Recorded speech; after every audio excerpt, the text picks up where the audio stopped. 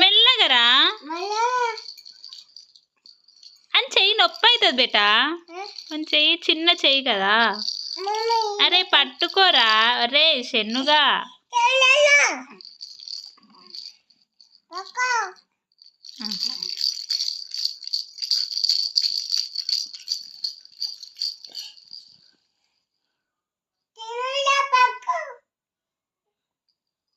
గల్లగల్లనంటే పట్టుకోరా రే షెన్ను.